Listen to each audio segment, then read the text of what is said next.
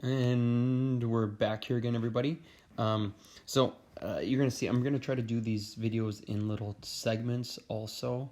Trying to upload things is going very slowly with long videos, so you'll see me, and I'll try to keep it seamless as best as I can. But you'll definitely be able. I mean, you're gonna see there's always multiple videos, but those also will be my pausing spots. I'm starting to think too.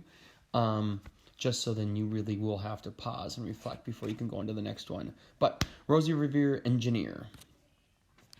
This is the story of Rosie Revere, who dreamed of becoming a great engineer. In Lila Greer's classroom at Blue River Creek, young Rosie sat shyly, not daring to speak. But when no one saw her, she peeked in the trash for treasures to add to her engineer stash. And late at night, Rosie rolled up her sleeves and built in her hideaway under the eaves. Alone in her attic, the moon high above, dear Rosie made gadgets and gizmos she loved. When she grew sleepy, she hid her machines far under the bed where they'd never be seen. So I'm kind of reflecting on organizer here. Yep, Rosie, definitely main character. What is the main character's goal? I'm starting to make some predictions. Remember, I'm not going to fill this in until I'm all the way done. Kind of made a mistake in the last read aloud where I was trying to fill stuff in and just not good. So I'm going to wait until I'm all the way done, but I'm going to be predicting. You're going to hear me thinking about that. My guess is she wants to be a great engineer, but something's getting in her way to become a great engineer. I'm making an inference. It says, she's trying to hide stuff under her bed. She's keeping it secret and private. So something's going on. She's maybe either embarrassed by it. She gets in trouble when she's doing it. I'm trying to predict and make inferences of what's going on.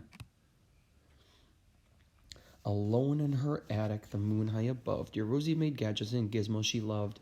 And when she grew sleepy, she hid her machines far under the bed where they'd never be seen. When Rosie was young, she had not been so shy. She worked with her hair swooping over one eye and made fine inventions for uncles and aunts, a hot dog dispenser and helium pants. Great pants.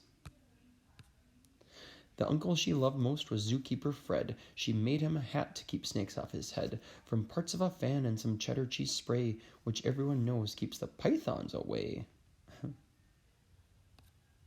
And when it was finished, young Rosie was proud, but Fred slapped his knee and he chuckled out loud. He laughed till he wheezed and his eyes filled with tears, all to the horror of Rosie Revere, who stood there embarrassed, perplexed, and dismayed. Remember, pause there. Some great words there. Wheezing, like, laughing so hard he's like, I can barely breathe. Embarrassed meaning you can't believe somebody did. Like, you feel so terribly bad. Either somebody did something to you or you did something that makes you feel horrible. Perplexed, you are confused, but you are super confused. And dismayed, same thing, but dismayed's like, oh no, I can't believe this is happening.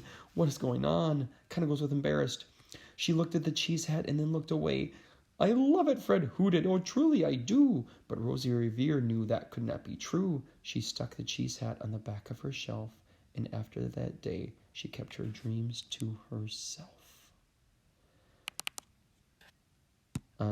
Now I am pretty sure I know what's going on with Rosie. Rosie wanted to be an engineer, but I'm already thinking about what that problem is. And this is where I'm going to pause. And this is where I'm going to stop the video, and I want you to think of what that problem is.